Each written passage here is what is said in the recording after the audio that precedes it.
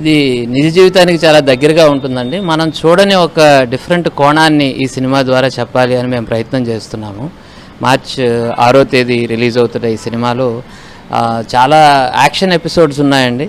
So action ఎపిసోడ్స్ని ఆర్టిస్టులకి నేర్పించడం కంటే కూడా ఫైటర్సే ఎందుకు ఇది చేయకూడదు అన్న ఆలోచనతో నేను డిస్కస్ చేయటం. ఫైటర్ కాక్రోచ్ క్యారెక్టర్ చేశారు మా మాస్టర్ గారు ప్రేమ్ గారు. అతను ఫైట్ మాస్టర్ గారే కాకుండా విలన్గా కూడా యాక్ట్ చేశారు. అలాగే నవీన్ ఒక ఫైటరు, అలాగే మన శ్రీకాకుళం వాసి జానీ మాస్టర్, ఈయన కూడా ఒక మంచి క్యారెక్టర్ ప్లే చేశారు. అంటే యాక్షన్ ఎపిసోడ్స్ చాలా రియలిస్టిక్గా ఉండడం కోసం మేము ప్రయత్నం చేశామండి. This is a bold film. డెఫినెట్గా చాలా సెన్సిటివ్ ఇష్యూస్ని ఇందులో మనం డిస్కస్ చేయడం జరిగింది. నేను అందుకే మనస్ఫూర్తిగా రిక్వెస్ట్ చేసింది అందరినీ, పిల్లలు అలాగే సున్నిత మనస్కులు ఈ సినిమాకు దూరంగా ఉండండి. ఎందుకంటే నిజం చాలా హార్ష్గా ఉంటుంది.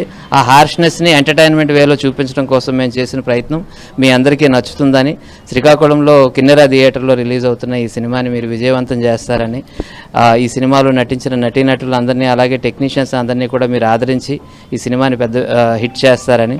ఎందుకంటే శ్రీకాకుళంలో చాలా సినిమా షూటింగ్లు జరుగుతూ ఉన్నాయి. రీసెంట్గా శంకర్ గారు షూటింగ్ జరుగుతూ ఉంది. అలాగే మన జానీ మాస్టర్ గారు ఒక ఫిల్మ్ స్టార్ట్ చేశారు.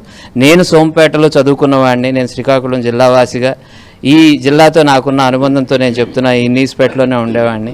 ఇది మన జిల్లాకి సంబంధించిన టాలెంట్తో కూడా వస్తుంది కాబట్టి ఈ జిల్లా వాసులందరూ కూడా ఈ సినిమాని తమదిగా భావించి దీన్ని విజయవంతం చేయాలి. ఒక మంచి స్టోరీని మీ ముందుకు తీసుకురావడానికి మేము చేసిన ఈ ప్రయత్నాన్ని మీరు విజయవంతం చేయాలని కోరుకుంటున్నాను.